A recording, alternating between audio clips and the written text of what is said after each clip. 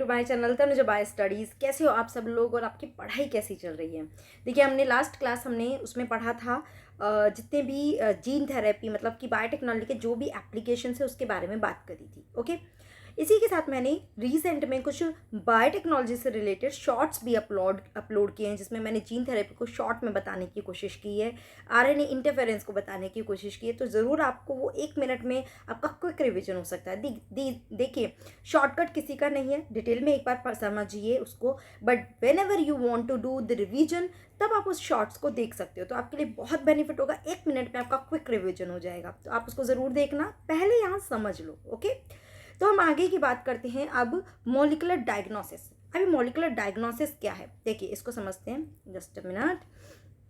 Yes, सो molecular diagnosis को समझते हैं। देखिए, जैसे कि हम किसी भी डिजीज़ को जब डायग्नोस करते हैं तो क्या होता है, हमें जब तक उसके सिम्टम नहीं आते तब तक हम उसको डायग्नोस कैसे करेंगे, मतलब लाइक हमें पता ही कैसे चलेगा कि हमें डिजीज़ है। डॉक्टर भी हमारे सिम्टम्स के बेस पे ही हमारा ट्रीटमेंट करता है या हमारे टेस्टिंग करवाता है और उसके अकॉर्डिंग हमें ट्रीटमेंट दिया जाता है। बट अगर हम किसी डिजीज़ को अर्ली डायग्नोस करना चाहें, मतलब क्या कि वो डिजीज़ क्योंकि उसके सिम्टम्स आने तक वो काफ़ी हद तक हमारी बॉडी में इम्पैक्ट कर चुकी होती है, बहुत नुकसान पहुंचा चुकी होती है, हम चाहते हैं कि हम उसका अर्ली डायग्नोस कर लें, सो दैट कि हम उसे पूरे सिम्टम प्रोड्यूस करने से पहले ही हम उसको वहीं पे कंट्रोल कर दें। तो क्या होगा, अर्ली डायग्नोस के लिए हमें उसको मॉलिकुलर लेवल पे डायग्नोस करना होगा, यानी कि हम उसके डीएनए, आरएनए या कोई प्रोटीन बना रहा है या कोई एंटीजन बना रहा है, उस अर्ली लेवल पे, उस लेवल पे अगर हम डायग्नोस करेंगे तो वो हमें अर्ली डायग्नोस कर पाएगा। समझ में आ रहा है? तो उसके लिए हमें किसकी ज़रूरत है, मॉलिकुलर डायग्नोसिस की ज़रूरत है, जिसमें हम अर्ली डायग्नोस कर सकते हैं। आप चाहो तो मैं यहाँ पे लिख देती हूँ, ये क्या है, it is a early diagnose. ठीक है, तो अब वही हम देखते हैं कि कैसे हम अर्ली डायग्नोस कर सकते हैं, क्या क्या वेज है अर्ली डायग्नोस की। सो बात करते हैं। You know that for effective treatment of a disease early diagnosis and understanding its pathophysiology is very important, मतलब कि वो जो जर्म है वो कैसे अटैक कर रहा है, कहाँ कहाँ जा रहा है, तो वो सब चीज़ें भी हमें अच्छे से पता होना चाहिए। Using conventional method of diagnosis, conventional method में क्या है, हम यूरिन सैंपल लेते हैं। तो जब तक वो डिजीज़ अपना इम्पैक्ट शो नहीं करे, उसमें हमारे ब्लड में एंटीजन यानी कि पैथोजन का अमाउंट अच्छा खासा ना हो, हमारे यूरिन में अमाउंट अच्छा खासा ना हो, या फिर हमारा इम्यून सिस्टम उसके अगेंस्ट काम करे तो एंटीबॉडीज़ प्रोड्यूस करेगा, वो एंटीबॉडीज़ हमारे यूरिन में आ जाएगी, वो एंटीबॉडीज़ हमारे ब्लड में आएगी, फिर हम उस यूरिन और ब्लड को टेस्ट करेंगे, तब जाके हमें उसका डायग्नोस होगा। These are the conventional diagnosis, जहाँ पे serum and urine analysis was taken place, right. ना early detection is not possible. अब इस केस में अर्ली डिटेक्शन पॉसिबल नहीं है, क्योंकि ये सब कब होगा, जब पैथोजन का काफ़ी अमाउंट बढ़ गया हो, या फिर हमने उस पर अटैक किया है, मतलब हमने उससे फाइट किया है तो उसके अगेंस्ट में एंटीबॉडी काफ़ी अमाउंट बनी हो, तभी उसको हम डायग्नोस कर सकते हैं। बहुत कम कॉन्सेंट्रेशन में अगर वो होंगे तो हम उसे डायग्नोस नहीं कर सकते हैं। So recombinant DNA technology, polymerase chain reaction PCR, enzyme-linked immunosorbent assay are some of the techniques that serve the purpose of early diagnosis. तो आपको याद रखना पड़ेगा RDNA technology, PCR and enzyme linked immunosorbent assay, ठीक है, ELISA. इसके through हम early diagnose कर सकते हैं, मॉलिक्यूलर लेवल पे डायग्नोस कर सकते हैं। ठीक है, now presence of a pathogen like for bacteria, virus is normally suspected only when the pathogen has produced a disease symptom, right? Now but this time the concentration of pathogen is already very high in the body. However, very low concentration of bacteria or virus at a time when the symptom of disease are not yet visible can be detected by amplification of their nucleic acid by PCR.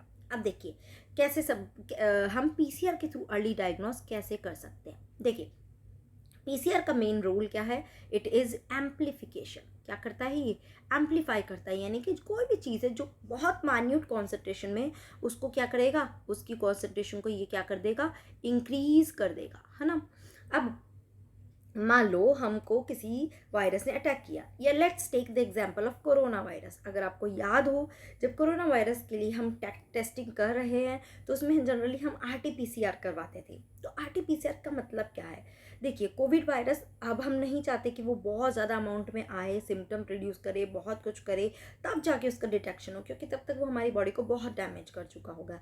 तो early detection में हम क्या करते हैं, हम उसके blood sample को लेते हैं, उस ब्लड में से हम डीएनए को आइसोलेट करते हैं और उस डीएनए को हम पीसीआर के थ्रू रन कराते हैं। पीसीआर के थ्रू रन कराने से क्या होगा, उसका नंबर एम्पलीफाई हो जाएगा। अगर मान लो 1 और 2 डीएनए भी 1 और 2 कोरोना वायरस ही प्रेजेंट है सैंपल में, तो भी उसका डीएनए हम क्या कर देंगे, एम्पलीफाई कर देंगे। मतलब हम एक तरह से उसे ग्रो करा रहे हैं, उसका नंबर बढ़वा रहे हैं, बट वो होगा तो बढ़ेगा, राइट। तो मान ली 1-2 नंबर में ही वो प्रेजेंट है, तो वो एम्पलीफाई हो जाएगा पीसीआर के थ्रू। फिर हम उसको नॉर्मल टेस्टिंग के थ्रू डिटेक्ट करेंगे, तो वो हमें डिटेक्ट हो जाएगा। अगर हम सिर्फ 1 और 2 सैंपल लेकर 1 और 2 वायरस लेकर ही हम टेस्टिंग करेंगे, तो टेस्टिंग के पॉजिटिव आने के चांसेस नहीं होंगे, और हमें क्या लगेगा कि हमें कोविड नेगेटिव है। अब कोविड को एक्चुअल डिटेक्ट करने के लिए हम आरटीपीसीआर के थ्रू पहले उसका नंबर बढ़ाएंगे और फिर हम उसे टेस्टिंग करेंगे, तो वो हमें डिटेक्ट हो जाएगा। अगर वो प्रेजेंट है माइन्यूट अमाउंट में भी, तो भी डिटेक्ट हो जाएगा। अब दूसरी चीज़ हो जाती है आरटीपीसीआर। क्या होता है, ठीक है ना। आरटी क्या, रिवर्स ट्रांसक्रिप्टेज, है ना। ये मैं आपको थोड़ा सा एक्स्ट्रा बता रही हूँ क्योंकि कोरोना वायरस की बात हो रही है। Reverse transcriptase, okay. एज ये कोरोना वायरस क्या है, आरएनए। अब हम आरएनए से पहले डीएनए बनाते हैं और फिर हम उसको एम्पलीफाई करते हैं, बिकॉज पीसीआर में तो डीएनए एम्पलीफाई ही होता है, राइट। तो आरटी एंजाइम के थ्रू ये क्या करता है, पहले आरएनए को डीएनए में कन्वर्ट करता है और फिर डीएनए को हम एम्पलीफाई कराते हैं एंड फिर हम उसकी टेस्टिंग करते हैं। तो समझ में आया how PCR help in molecular diagnosis या अर्ली डायग्नोसिस, ठीक है। तो वही बोल रहा है, can be detected bye amplification of their nucleic acid by PCR. Can you explain how PCR can detect very low amount of DNA? Now you must be knowing.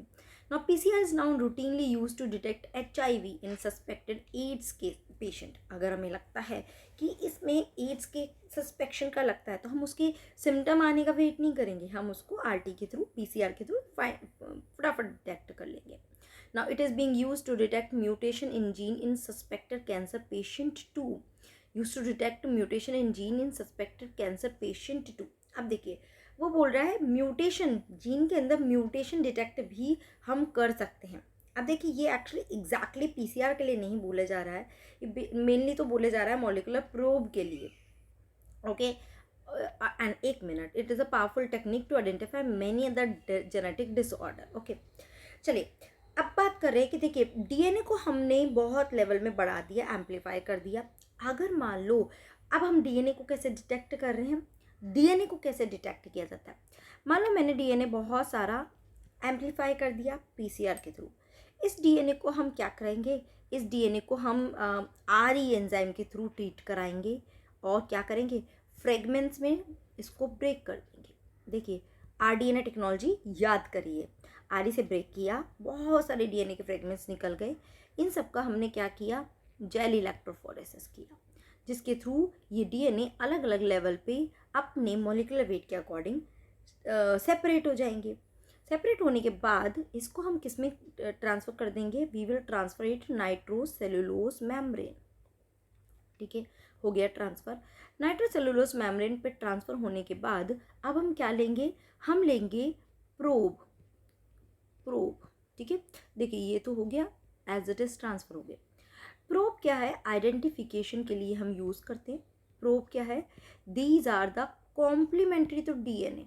क्या है, complementary to DNA. Probe is like ना, जैसे कि कोई एक flag लेके चल रहा है, उसको अपना दोस्त जहाँ मिला उसके पास जाके वो रुक गया और उसके साथ चिपक गया, है ना। अब वो जहाँ चिपका वहाँ वहाँ वो रेड सिग्नल दे रहा है, क्योंकि वो रेड फ्लैग लेके चल रहा है। उससे हमें पता चलता है कि यहाँ पे ये वाला इसका फ्रेंड है। ऐसे ही अगर हमें पर्टिकुलर डीएनए को आइडेंटिफाई करना है, तो उस डीएनए का कॉम्प्लीमेंट्री सीक्वेंस का हमने प्रोब ले लिया, यानी डीएनए सीक्वेंस ही ले ली। आ रही है बात समझ में। हमने क्या किया, एक डीएनए है, उसकी जो भी सीक्वेंस है, मान लो ये वाला डीएनए ये आइसोलेट हुआ है CTG, हमने इसका कॉम्प्लीमेंट्री सीक्वेंस यानी कि क्या ले लिया, GTAC।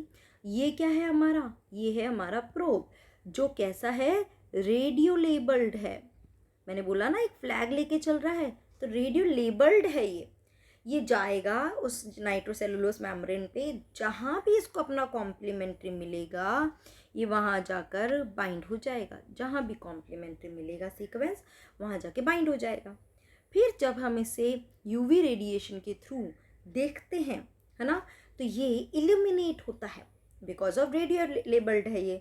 जहाँ जहाँ ये इल्यूमिनेट होगा वहाँ वहाँ हमें पता चल जाएगा कि ये हमारी डिज़ायर सीक्वेंस डीएनए की यहाँ पर है। और अगर ये इससे बाइंड हो रहा है यानी कि ये डीएनए प्रेजेंट है हमारे सैंपल में, जिसके थ्रू हम डिटेक्शन कर सकते हैं कोई डिजीज़ है या कुछ है पर्टिकुलर, कोई डीएनए को हमने आइडेंटिफाई करना है कि ये डीएनए मिलेगा तो डिजीज़ डायग्नोस हो जाएगी, तो वो डीएनए सैंपल हमें मिल जाएगा तो हम डिजीज़ डायग्नोस कर लेंगे, ठीक है ना। अब वो बोल रहा है कि ये म्यूटेशन को आइडेंटिफाई करने में भी हेल्प हो रहा है पीसीआर के थ्रू। कैसे? मतलब डीएनए को हमने एम्पलीफाई किया, अभी म्यूटेशन में भी कैसे, ये प्रोब तो अपनी कॉम्प्लीमेंट्री सीक्वेंस के साथ बाइंड होगा, राइट। बट अगर इसके डीएनए में कोई म्यूटेशन हुआ तो ये प्रोब अपनी कॉम्प्लीमेंट्री सीक्वेंस के साथ बाइंड नहीं हो पाएगा, क्योंकि वहाँ पर तो चेंजेस हो गए। मान लो उसके इस वाले जगह पे म्यूटेशन आ गया, अब ये तो ये सीक्वेंस लेके चल रहा है, इसकी कॉम्प्लीमेंट्री सीक्वेंस नहीं है, तो ये इससे बाइंड नहीं हो पाएगा और वहाँ पे कॉम्प्लीमेंट्री शो नहीं हो पाएगा। This is how we can detect the mutation. समझ में आ रही बात? ओके, ठीक है। तो ये तो इसका हो गया। नेक्स्ट बात करते हैं। अ सिंगल स्टैंडर्ड डीएनए और RNA tagged with the radioactive molecule probe is allowed to hybridize to its complementary DNA in a clone of cell followed by detection using autoradiography। जो अभी मैंने बताया same as it is return over है यार, ठीक है ना। यूवरेज के या ऑटोरेडियोग्राफी के थ्रू हम उसे डिटेक्ट करते, ध्यान रखना किसके through, autoradiography. The clone having the mutated gene will hence not appear on the photographic film, ठीक है, कि जो अगर म्यूटेशन हुआ तो वो वहाँ पे इल्यूमिनेट नहीं होगा। हमें पता है यहाँ पे ये है, बट यहाँ पे उसका प्रोब उससे अटैच नहीं हो रहा है, इसका मतलब ये वाला सीक्वेंस म्यूटेट हो चुका है। सी यहाँ पे हमें पता है बाइंड होना चाहिए, बट ये नहीं बाइंड हो रहा है, यानी कि यहाँ म्यूटेशन हो चुका है, because the probe will not have complementary with the mutated gene. समझ आई बात? ठीक है, तो हम क्या कर रहे हैं, हम कर रहे हैं recombinant DNA technology, PCR use कर लिया है ना, प्रोबिंग के थ्रू हम यूज़ कर सकते हैं। ELISA is based on the principle of antigen antibody interaction. यहाँ पे बस इतना ध्यान रखना, एलाइजा किस प्रिंसिपल पे बेस्ड होता है, एंटीजन एंटीबॉडी इंटरैक्शन। बेसिकली उसमें मान लो हम मान के चल रहे हैं कि जिस भी पर्सन को इफेक्ट हुआ है हम उसमें एंटीजन को डिटेक्ट करना चाह रहे हैं, तो हम क्या करते हैं, हम अपना एंटीबॉडी उसमें पहले से लेके चलते हैं एंड वी आर एज्यूमिंग कि पेशेंट पे एंटीजन है। अगर एंटीजन होगा तो डिटेक्शन होगा, क्योंकि इंटरैक्शन होगा एंटीजन एंटीबॉडी में, अगर नहीं होगा तो कोई इंटरैक्शन नहीं होगा और हम डिटेक्ट नहीं कर पाएंगे। Infection by pathogen can be detected by the presence of antigen या लाइक प्रोटीन, ग्लाइकोप्रोटीन, और by detecting the antibody synthesize against the pathogen. मैं एक जस्ट आपको समझा देती हूँ एक्चुअल में किया क्या जाता है। एक प्लेट पर ये एंटीबॉडी को स्टिक कर दिया, ठीक है ना, ये एंटीबॉडी, और उसके ऊपर एंटीजन अगर हुआ तो एंटीजन इस पर अटैच हो जाएगा। उसके बाद हम इसमें डालते हैं एक सेकेंडरी एंटीबॉडी। ये सेकेंडरी एंटीबॉडी एक एंजाइम से लिंक्ड होती है।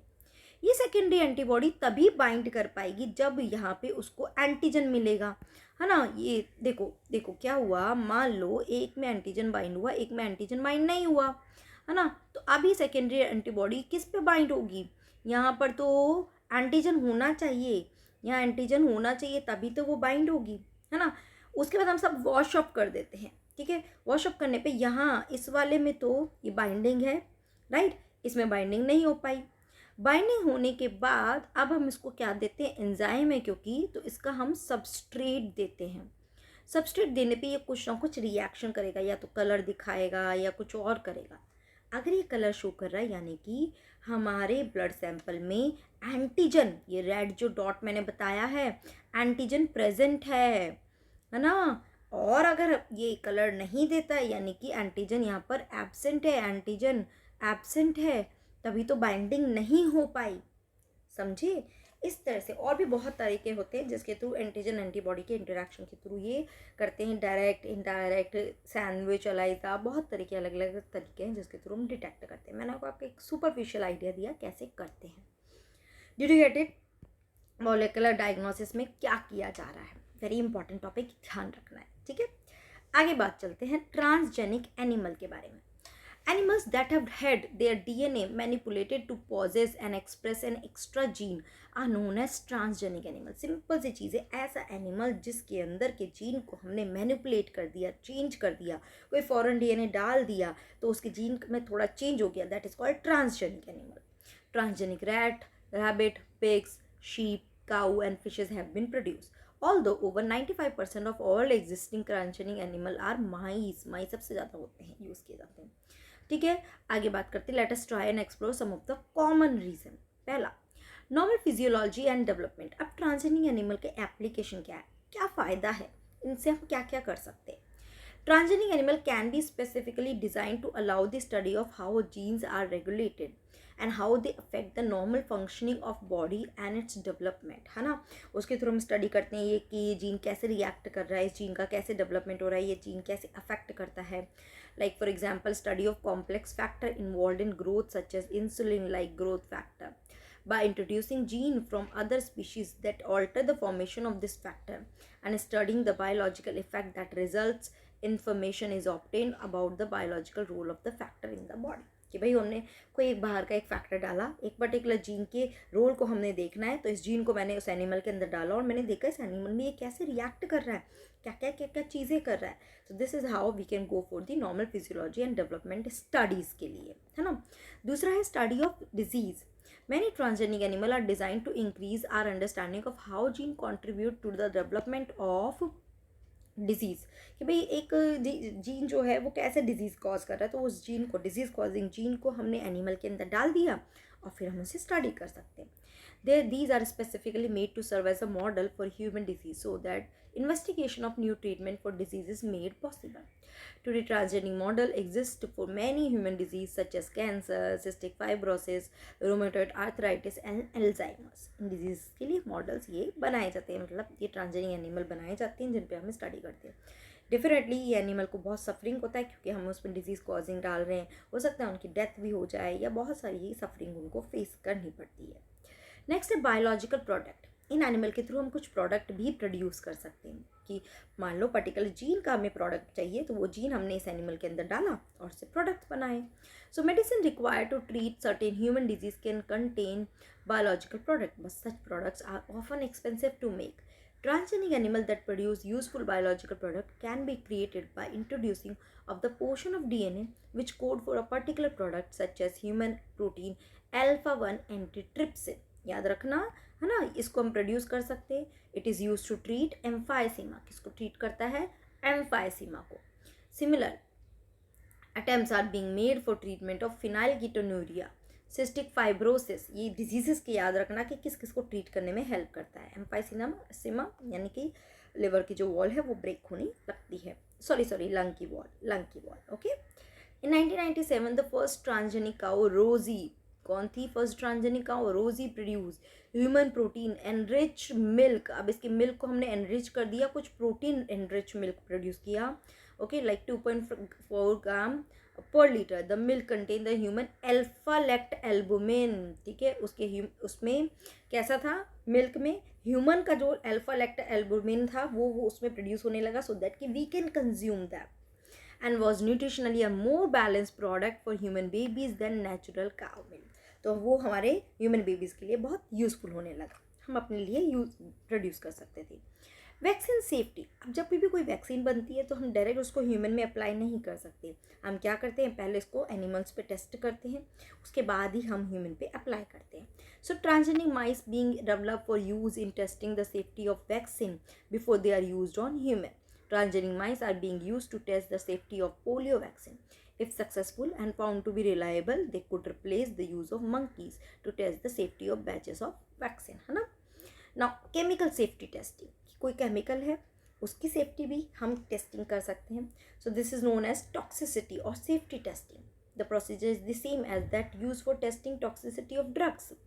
Transgenic animals are made that carry gene which make them more sensitive to toxic substance. मतलब ऐसे एनिमल बनाए जाते हैं जिनको जरा सा बहुत माइनर कमांड में भी अगर टॉक्सिक इंट्रोड्यूस किया गया तो बहुत जल्दी ज़्यादा उसके लिए सेंसिटिव होते हैं. तो यानी कि हमें समझ में आएगा कि कितनी टॉक्सिसिटी ये बियर कर सकते हैं या इसमें कितना अमाउंट है टॉक्सिक का, है ना. Then the non transgenic animal. They are then exposed to toxic substance and effects studies. Toxicity testing in such animal will allow us to obtain results in less time. समझ में आया? तो ये कुछ यूजेस है, एप्लीकेशन है transgenic animal के. अब ऑब्वियसली ये एनिमल्स को हम इतना टेस्टिंग में यूज़ करते हैं तो सफरिंग तो होती है, तो कुछ एथिकल इश्यूज आ जाते हैं, उनकी बात करते हैं. The manipulation of living organism by the human race can not go on any further without regulation. Some ethical standards are required to evaluate the morality of all human activity that might help or harm living organism, है ना, क्योंकि हम इतना suffering नहीं करवा सकते, कहीं तो एक रेगुलेशन होना चाहिए. Going beyond the morality of such issues, the biological significance of such things is also important. Genetical modification of organism can have unpredictable results when such animals are introduced into the ecosystem. Okay, ये भी हो सकता है. So therefore, India government has set up an organization such as GEAC. क्या है full form? Genetic Engineering Approval Committee, which will make decision regarding the validity of GM research and safety of introducing GM organisms for public service, है ना. तो वो validate करेंगे पहले तो कि ये GM रिसर्च होनी चाहिए या नहीं होनी चाहिए, और इसके थ्रू जो ऑर्गेनिज्म बनाए जा रहे हैं वो पब्लिक सर्विस के लिए भी यूज़ होने चाहिए या नहीं, आर दे मतलब वो बेनिफिशियल एक्शन में है या नहीं, या उनसे ही एक्शन में कोई हार्म होने वाला है या नहीं. So the modification in uses of living organisms for public service as food or medicine source has also created problem with patents granted for them, है ना. तो अब ये नेक्स्ट थिंग ये बता रहे हैं पेटेंसी के लिए, जिसको हम बोलते हैं bio patent. Okay, bio patent क्या हुआ, मान लो किसी कंपनी ने क्या हुआ एक प्रोडक्ट बनाया, ये उसका बनाया हुआ है, वो उसका ऑनर है, तो उसको पेटेंट कराएगा. अगर उसने उसको पेटेंट कराया मतलब क्या कि उसका उस पर राइट है. अब कोई और पर्सन उसकी परमिशन के बिना, उसकी अथॉरिटी के बिना उस प्रोडक्ट को बना नहीं सकता और अपने नाम से उसको बेच नहीं सकता. सिंपल सी लैंग्वेज, है ना, कि ये उसका प्रोडक्ट है. हाँ, उससे वो लेकर ऐसे बेच सकता है, बट अपने नाम से वो अपना टैग लगा के उस पर नहीं बेच सकता. This is called patency, bio patent. So there is a growing public anger that certain companies are being granted patent for product and technologies that make use of the genetic material, plant and other biological resources that have long been identified, developed and used by farmer and indigenous people of a specific region or country. मतलब उनको patency दिया जाता है. So rice is an important food grain, the presence of which goes back thousands of years in Asia agriculture history. There are an estimated 2 lakh varieties of rice in India alone. मतलब हम Indian जो है वो rice को बहुत सालों से use कर रहे हैं, and we know the values of rice, या उसकी क्या क्या क्वालिटीज़ है. Okay, so the diversity of rice in India is one of the richest in world. Basmati rice is distinct for its unique aroma and flavor, and 27 documented varieties of basmatis are grown in India. There is a reference to basmati in ancient text, folklore and poetry. मतलब कि हमारे जो poetries या text जो लिखे हुए हैं वहाँ पे भी इनका यूज़ लिखा हुआ है. As it has been grown for centuries, in 1997 an American.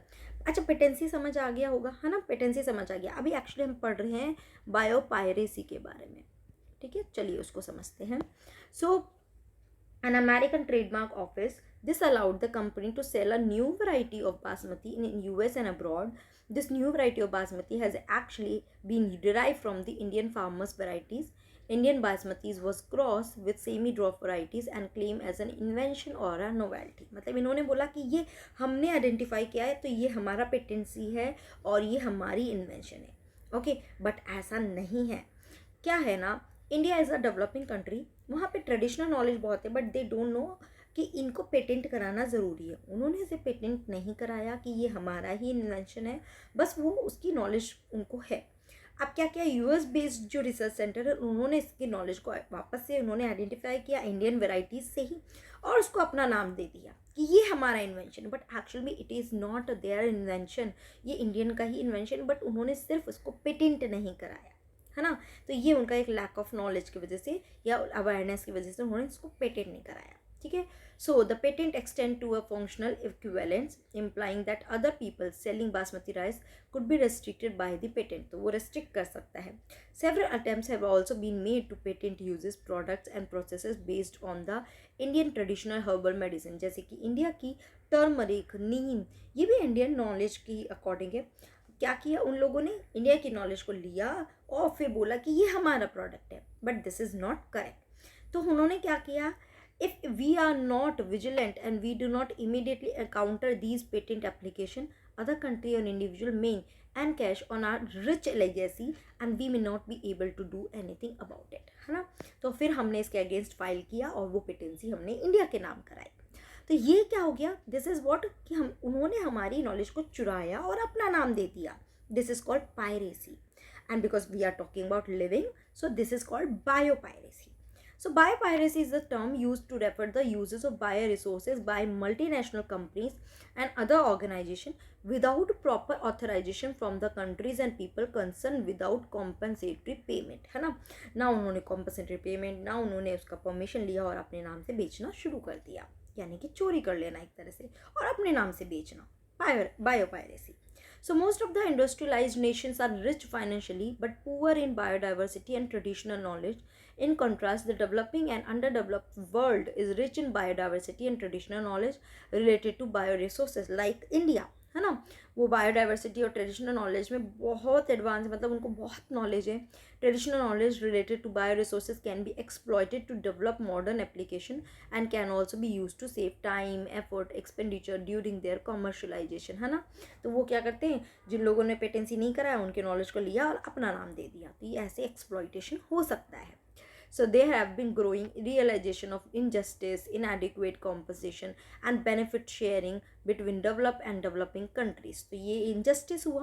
Therefore, some nations are developing laws to prevent such unauthorized exploitation of their bioresource and traditional knowledge. तो कुछ laws बनाए गए. India Parliament had recently cleared the second amendment of Indian Patent Bill that takes such issues into consideration, including patent term, emergency provision and research and development initiative. मतलब इन्होंने कुछ bill pass किया, कुछ laws बनाए जिसके through no one can use their knowledge without their proper authorisation और without their proper knowledge, ठीक है। ओके तो समझ में आया biopiracy, biopatent and the first one is ethical issues, है ना, जिसमें हमने अनएथिकल इश्यूज़ ना हो तो उसके लिए GEAC ऑर्गेनाइजेशन से परमिशन लिया जाता है, ठीक है। So this is all about biotechnology and its application. I hope कि आपको ये पूरा क्लियर हुआ होगा, कोई डाउट नहीं रहा होगा। इसके नेक्स्ट चैप्टर को हम शुरू करते हैं। मैंने बायोपायरेसिस के लिए भी एक शॉर्ट वीडियो बनाया है, जब आप इसको अच्छे से पढ़ लें उसके बाद आप एक क्विक रिवीजन के लिए उसको यूज़ कर सकते हैं। RNA इंटरफेरेंस को आप यूज़ कर सकते हैं और मैंने जीन थेरेपी के लिए भी बनाया है। ट्रस्ट में एक बार को जाके देखिए, आपको ज़रूर से वो अच्छा लगेगा और क्विक रिवीजन भी होगा। इसके अलावा आप मेरे से और क्या शॉर्ट्स में टॉपिक्स चाहते हैं जो मेरे लिए मतलब मैं उसे बना भी पाऊँ, तो आप प्लीज़ मुझे कमेंट सेक्शन में बताइए कि शॉर्ट रिवीजन के लिए विच टॉपिक यू वांट। तो I will try my best to make such a shorts for on those topics. Okay, so thank you so much बच्चों, पढ़ते रहिए अच्छे से। कोई भी डाउट है please share your doubt, I am ready to solve all your doubts. Okay, so bye bye, take care.